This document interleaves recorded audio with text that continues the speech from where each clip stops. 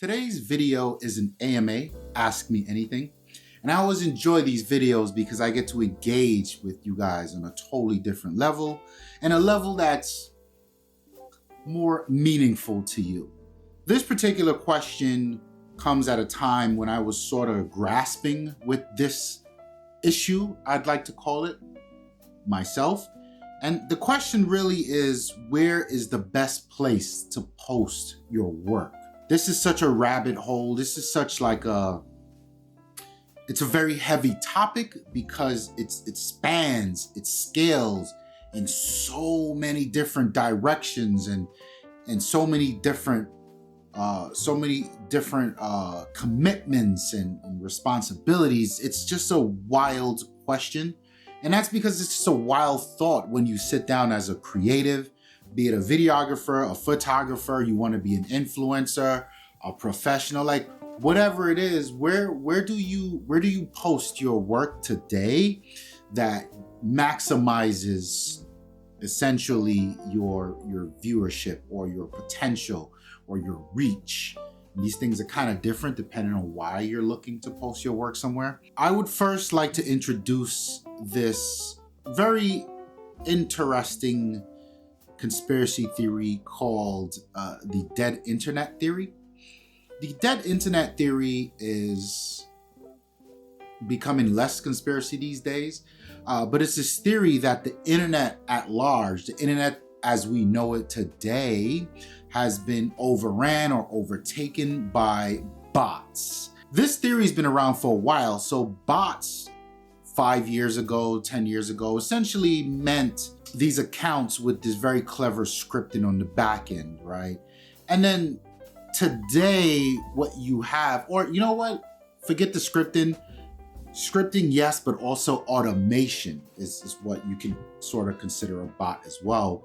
And today we have a super sophisticated version of it, and that's actual AI, and it's fairly wild. We're on the precipice of a very strange place for where the internet goes from here.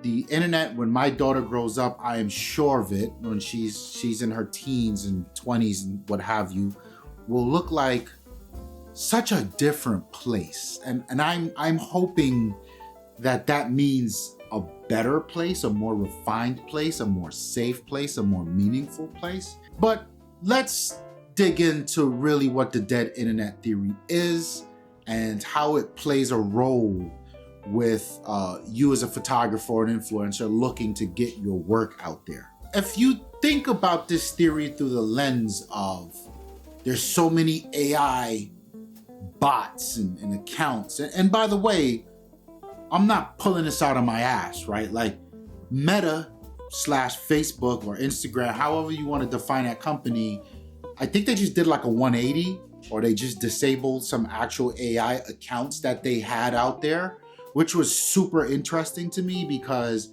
for a long time, they launched a war on bots. For them to then come and create these AI personas where people could interact with, they would share stuff, like, it was like the Twilight Zone. But if you take that lens and you say to yourself, okay, well, if 30%, which is sort of the leading theory today, 30% of the content you interact with is not real, it's from bots.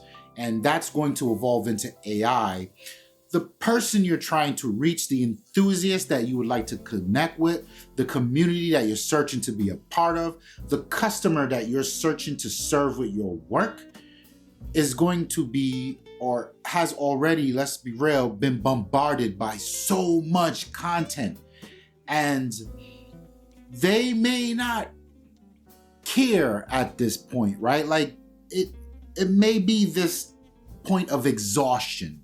Like when you put into search this one thing, you know, these bots, this AI is so heavily tailored to efficiency that it's everywhere. So when you search for street photography, I wouldn't be surprised if the AI that has been trained on street photographers' work knows how to mimic it and is putting it out there. And behind it is some scumbag in a basement that's turning it over, and he's getting the clicks and likes. So now when you show up, you're not getting the clicks and likes because you can't possibly generate as fast the work as he can with his AI, and he can have it sound like you, have it sound like a person. So it begs the question of authenticity. What even is authenticity anymore? And when you want to become a member of a social media platform, you sort of have to read the room. You have to understand the landscape of and the culture of this place, and what's happening here, what works here, what doesn't work here. And we're trending in the direction of the things that work are quickly becoming questionable through the lens of authenticity. Is this a real person? And why that's important, I don't want to look at a Mid-Journey generated landscape. It's pretty, and a pretty picture, and this is kind of the first layer of falling in love with photography, right? When you fall in love with photography, you get this existential decision to make. Are you here to take pretty photos, or are you here for various other meaningful reasons, right? That could be capturing moments in time. That could be the experience that you had to go through to be in that place, to capture that moment in time. It could be the therapy that the experience offers you, right? Shout out to a video I just did on how photography is my therapy. Check that out. I'll leave a link in the comments below. This is why authenticity is important, and you probably will not get that from a AI prompt engineering wizard. Oof. Building genuine engagement is another biggie. And you need to ask yourself, when you say, where's best to post my work? I think the question that precedes that really is, why do I want to post my work? What's the reason behind posting my work? And please don't take this as an invitation to leave your work on a hard drive somewhere and become that person. Like, no. Figuring out your goal, your reasons for doing something often yields better results. And take it from someone, me, that's been caught up in this influencer mill, this Instagrammer mill, because Instagrammer and influencer are quite different. This photographer mill, like, these things are all churning out, pumping out content, and they all have their very specific ways to approach where you post, how you post, the type of content you post, how much content you post. Like, it's a whole world. And I think it's very valuable for you as a creative, be it an influencer or photographer or professional, to ask yourself or feel the reason why you want to share this work. So I'll give you an example. For me, photography is a therapy. Photography is an exercise of my brain. I get to be creative, but there's still quite a lot of technical aspects to it. So I'm always learning. I'm always learning my tool, my camera settings, the exposure triangle, focal lengths, lighting, how to control lighting, how to shape lighting, how to embrace lighting, composition, right? What's the best way to tell a story in relation to your subject? Are you top down, down up, left, right, rule of thirds? Like, all these things, I quite enjoy that. And because I know how much work it is on the back end and the decisions I need to make, the logical steps. I want to do this today, and then I want to throw this in there, and then I'm going to add some spice here. And then I sit back and look at those images and be like, wow. It's not about liking the image. It's not about pretty images. It's about me making a conscious decision, a mindful one, to do something a specific way, to give the forethought and planning to what I'm doing, and then looking at the result and realizing that the result is so much more different than what I did last time with other variables, right? And then, like, I put that in my toolbox. If I know I want to do this or achieve this look, then I know what to do. And for me, that's a larger part of it's a part of a larger piece, which is the journey. Like, I love this shit. And I enjoy, like you guys, I'm a part of this community. I'm a part of YouTube. 85% of my content on YouTube is about photography. It's about cameras, it's about gear, it's about composition, it's about techniques, editing, all that good stuff. I can't get enough of it myself. And when I post something, it's a beacon. It's a celebration of me achieving the goal of getting off my ass and creating. But it's also it's an achievement. It's a beacon that I can raise my hand to the community and say, yo, I saw what y'all was doing. I like that. That was dope. Look what I did. I did it this way, right? Like, if you guys look at my Instagram, you probably won't see anything you haven't seen for the last 100 years. Like, the New York City skyline, although it's ever evolving, it's still the skyline, right? Like, but you see it through my perspective. You see it, you feel it through my being, right? Like, and as I progressed in my photography, I started to notice things about my work that differentiated me from other photographers. I started to see more of my personality. I started to feel a lot of my struggles in my work. And I want to share that with you guys, because when someone reaches out and be like, yo, this is a dope shot, bro. How did you get that? I've been to that location multiple times and that's a chance for me to engage. That's a chance for me to be like, word? Oh, it was this time of year. It was 1 degree out. So that means there's no haze and you know what I mean? There's all these things about being able to share and give back to the community, because giving back to the community is what really snowballs the community. The more we give back, the more we all learn. So the reason I'm posting to social media is because I want to have this genuine connection to the community that has gotten me so far. And I want to contribute. And I want to add to that conversation that we are photographers and we do appreciate life. We do love the human experience and we are documenting it so that no matter how far we go as a species, we can always look back and appreciate what came before, much like photographers before us. When you think about it through that lens, and you think about the dead internet theory and how AI is not capable of doing these things, feeling these things. AI is capable of mimicking the result that it saw from people who did these things. Those are two different iterations of a result. And I know you can tell the difference. And we will be able to tell the difference in the future. You need to keep that in mind. The platform that you're engaging with, this is a part of the culture moving forward. So yeah, and then there's also the educational piece. Like I said, I love giving back. It's by no means an easy thing to sit here and talk to you guys about photography. There's a lot of insecurities. There's a lot of things I know I could do better. I think I can do better. I probably should be doing better, both in my professional photography and my creative photography. There's a big insecurity around sharing your work for somebody to just be like, the fuck is this? That shit is trash, fam. Next, right? But why didn't you just keep scrolling? Why did you have to leave that comment? So there's nothing easy about this, but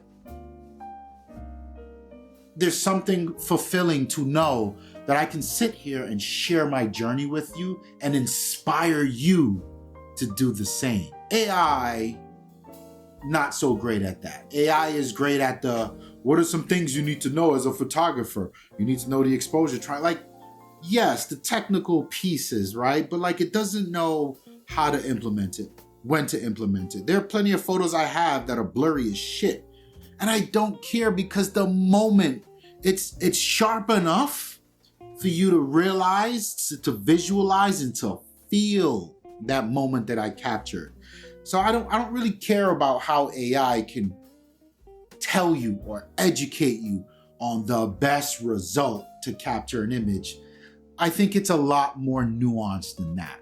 And these points that I've mentioned through the lens of the dead internet theory, when you think about where you want to post your work, the question was really about, well, yeah, I know you're not a fan of Instagram, but what do you think about Flickr? It's not that I'm not a fan of Instagram. I think it's a very noisy place. And I think unless you've had that conversation with yourself to know why you want to post on Instagram, the reasons you're there, and you know the approach you should take to Instagram, don't be sold on Instagram.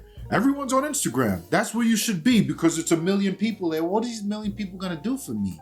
And what people don't tell you is, how do you even reach these 1 million people when your content's being buried under a sea of other creators and influencers and photographers doing the exact same thing, trying to capture everyone's attention?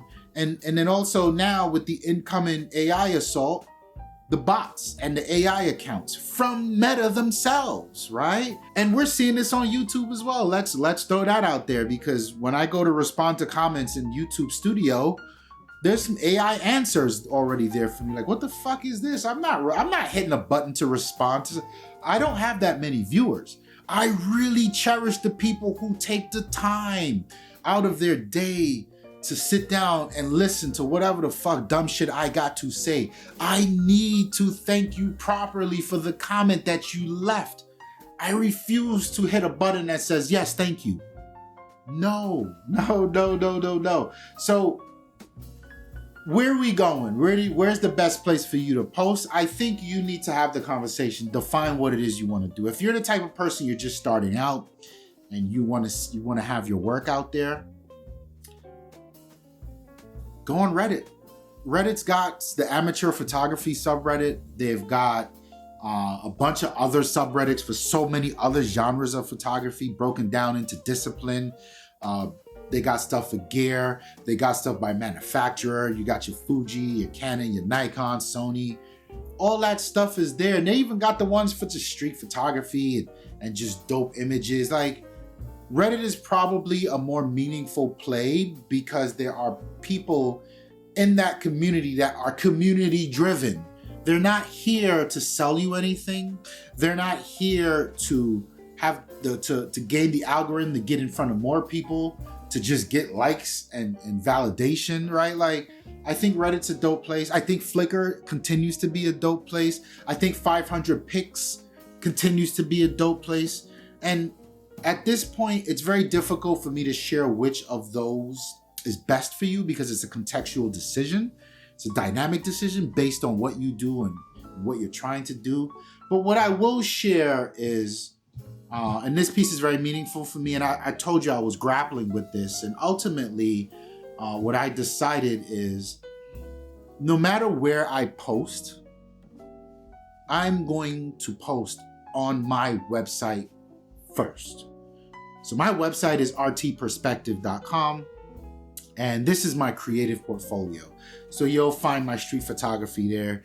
You'll find my cityscape stuff there. And by the way, you guys should check that out, right?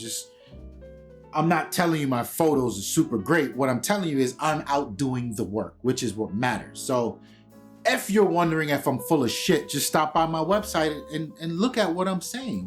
My digital or video game photography is there. That's something I quite enjoy. I haven't spoken about that in quite some time, but I'm a big gamer and I love the photography aspect and what you can do in games these days.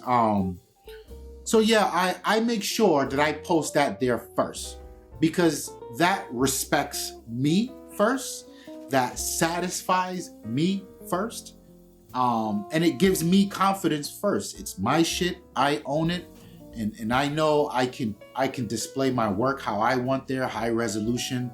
I can write whatever crazy shit I want there. I don't need to worry about how an algorithm is gonna portray it. And also, I'm not even worried about how many followers or viewers I get. I think I only get like 20 or 30 viewers a day to my website, which I don't give a shit about. I'm not selling you anything. If you come here, you enjoy my work, and you be like, oh man, I'll come back next month and see what he's got new. Like, that's cool. That's cool for me, and that's what it's there for. And I post most of my stuff there first, my YouTube videos. If I post something to Instagram, I will make a blog post about it. My blog is probably the most active part of my personal website. So I'll blog first and then post a smaller version of that blog to Instagram. And for me, what that translates in, what it translates as, I have total control of my work. I have given respect to my work, authenticity to my work, meaning to my work. So that when I just post it on Instagram, I don't feel like it's being buried under the theory of the dead internet and the algorithms hate me because, I don't know, for whatever fucking reason, right? That's how I chose to share with the world. So me personally, I recommend that you go out there, Wix, Squarespace, whichever one. Don't do WordPress, for the love of God, don't. Not a secure place to be. Get you a nice domain name, pick you a nice simple theme, and start posting your work on your own website. And then when you're happy with that, then you can post it on Reddit, Fiverr, 500 Pics, Flickr, Instagram, Facebook. I want to present it in a way that financial gurus give this piece of advice. Pay yourself first, and then you can worry about everything else. I want to thank you for the time that you spent here with me today. I want to thank you for your question, very meaningful. As always, you guys leave your questions in the comment section down below, and I will answer them in upcoming videos. And I want to close out by letting you know and acknowledging that time is the most precious resource, most valuable resource that we have. And I do not take it lightly that you tuned in here with me today. My name is Ramon. I'm out of here. Peace.